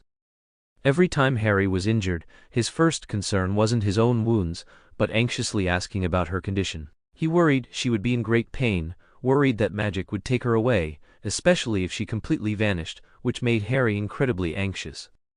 So much so that his mind conjured a host of bad fantasies, and Anna could only reassure him again and again, "Don't be afraid, I don't hurt at all, I'll always be by your side." You're absolutely right, we won't be separated. Harry's pain seemed to diminish significantly under Anna's comfort. They attended a hearing together at the Ministry of Magic, protected a Horcrux in the Forbidden Forest from being stolen, and had to find ways to destroy the Horcrux. In the final great battle, during their struggle with Riddle, their wands were bound together, and behind Harry appeared not only his parents, but also Anna. Anna's appearance behind Harry Potter greatly stimulated Riddle's nerves, because he had always firmly believed that Anna was still alive, hidden by Dumbledore. But now, she stood behind the Savior, whom he thought was dead. A collapsing Riddle lost his last shred of sanity, completely devoid of any thought. His attacks became chaotic, allowing Harry to gradually gain the upper hand, and then, with Anna's magical support, he successfully defeated Riddle. With Riddle's defeat and the destruction of the other Horcruxes, Anna also sprang out of Harry Potter's body. Neither of them knew such a scene would occur. Just as Harry was being reported on by the Daily Prophet and other newspapers, Anna appeared out of thin air and leaped into Harry's arms. At this, the reporters became excited. The camera flashes nearly blinded Anna, but Harry reacted quickly, immediately covering Anna's face with his hand and gently pressing her back onto his shoulder. However, the hand around Anna's shoulder never let go. Even though Snape rushed out in time to stop the reporters who had gone into a frenzy, the next day's newspapers still spread rumors of the Savior and Anna throughout the entire wizarding world.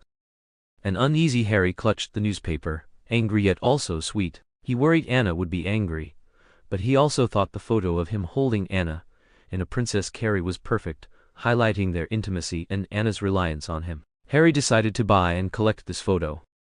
After all, he was not short of money now. The Potter family's fortune plus the Black family's would all be inherited by him, in addition to the Ministry of Magic's reward for defeating Lord Voldemort, which would ensure he lived comfortably for several lifetimes. Yet this great hero, the Savior who commanded a response wherever he went, still paced nervously like a primary school student outside Anna's door, contemplating how to explain things to her. He even had a draft of a clarification statement ready. Anna had long heard rustling sounds at the door, thinking it was Fred and George, those two rascals. Last night, they had dragged her to drink quite a bit, probably intending to get her drunk so she would agree to their shop proprietor's plan. Thankfully, Harry had brought her back, but she had still slept until now, feeling a bit groggy. As soon as she opened the door, there was Harry Potter, with whom she had spent so much time, so intimately. He had completely grown up now. Combining the good looks of James Potter and Lily, with clear eyes and defined features, he had transformed from such an innocent little boy into a handsome young man with a somewhat artistic temperament. Oh, and he had even styled his hair on purpose. Anna's heart couldn't help but quicken. She always recalled the dreams he had caused her to have, making her blush and her heart pound, some of them too embarrassing, but boys in puberty, well, it couldn't be avoided.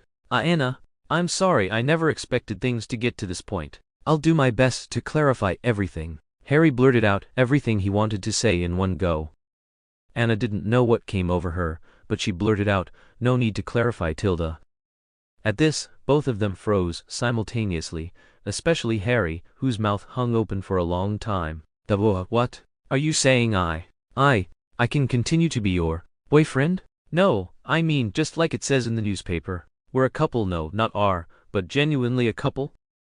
Anna was embarrassed by Harry's bluntness and simply retreated into her room, slamming the door shut. And so, their love story began, propelled by a series of misunderstandings. Even though they were more familiar with each other than anyone, their hearts still raced when they went on dates, especially Harry. The first time he kissed Anna, he even missed, planting a passionate kiss on Anna's nose, which completely mortified Anna. Both of them opened their eyes in shock at the same time. Luckily, Anna was experienced enough, so she simply took the initiative to kiss Harry's lips. Their marriage, all in all, went smoothly, except for several groups of people who tried to stop the wedding on the day itself. There were the half-joking Fred and George who were lion-roared into submission by Mrs. Molly.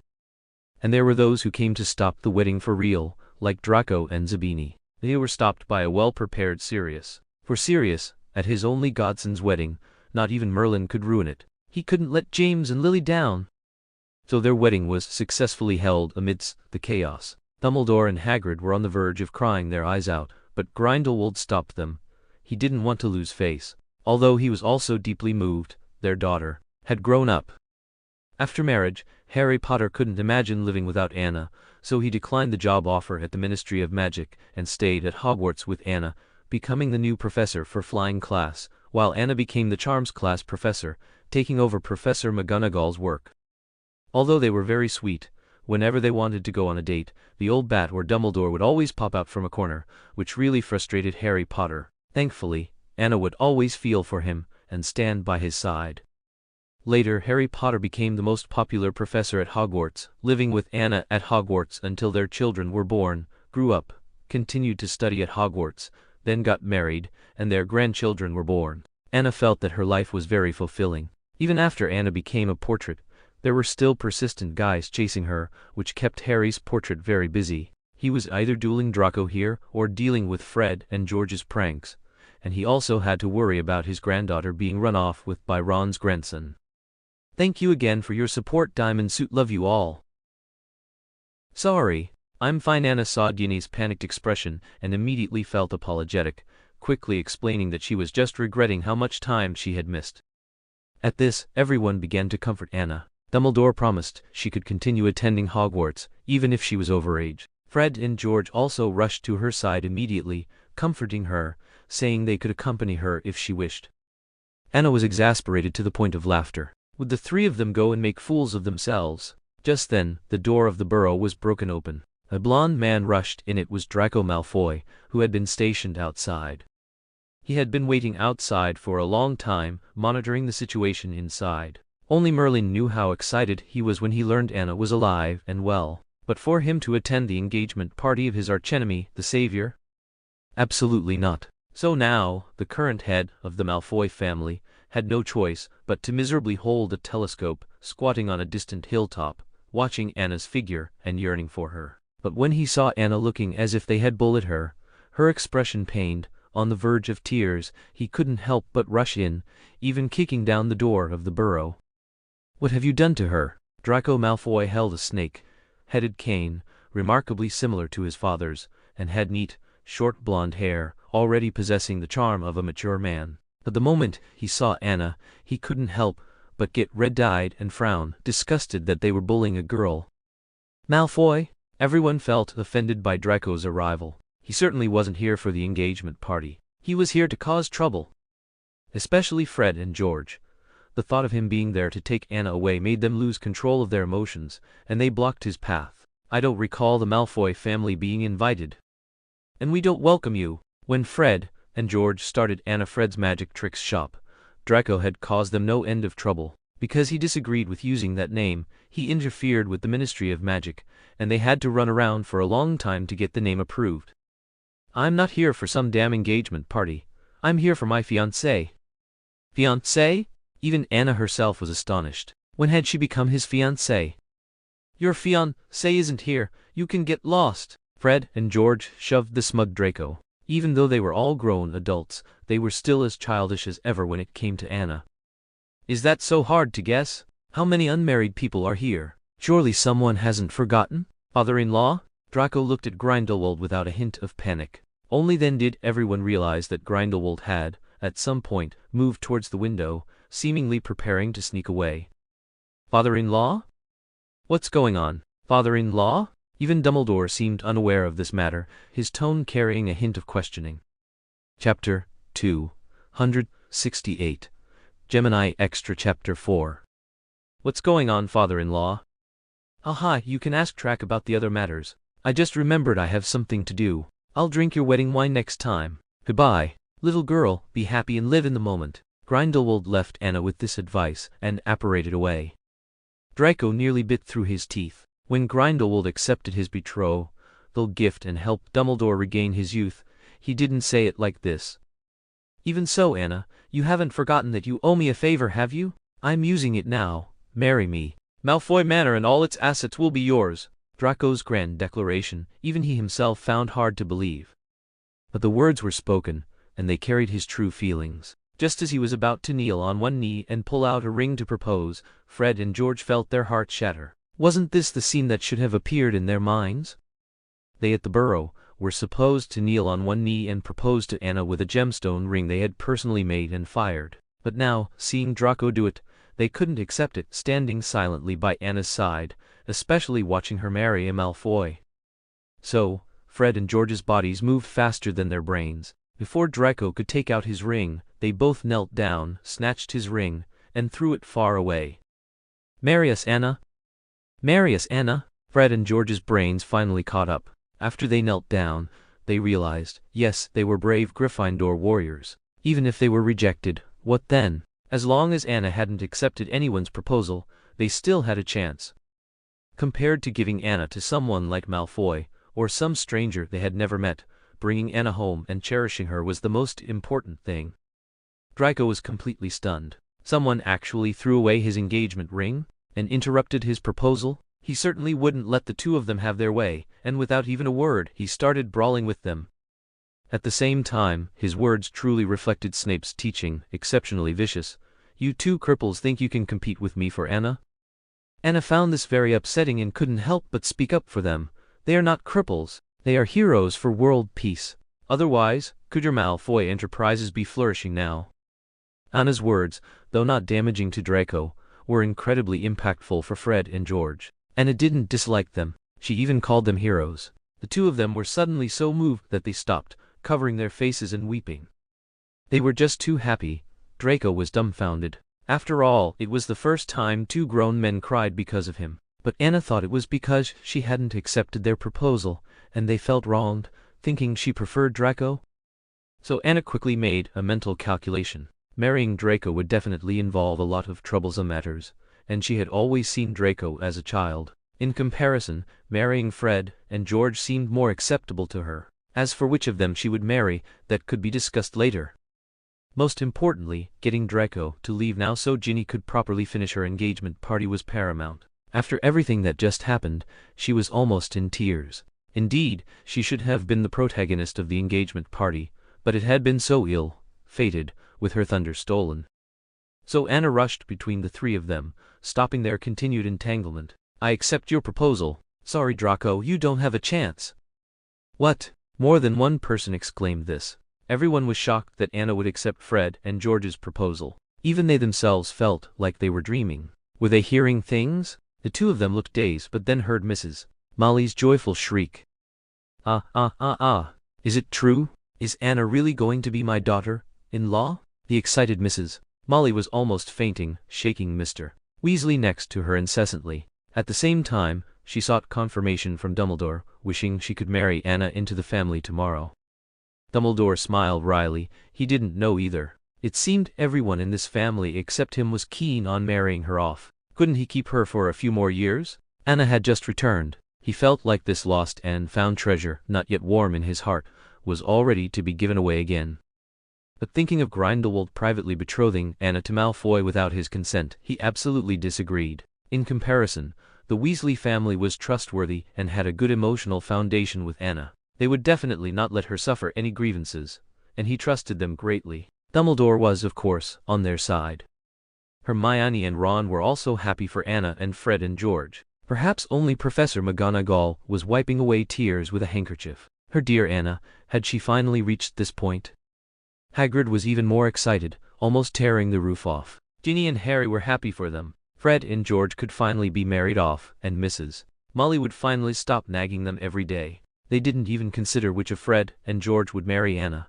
It seemed all three of them had always been bound together. After Fred and George drove Draco away, they immediately revealed their true nature, no longer suppressing their emotions. They pulled Anna into their embrace and held her tightly. "Thank you, Non, no May. Oh no, it's fiancé." "Fiancé? Isn't this change a bit fast?" Although Anna had agreed, she was still in a dazed state, but Fred and George wouldn't give her a chance to think. "Isn't it? You've already agreed, you won't go back on your word, will you?"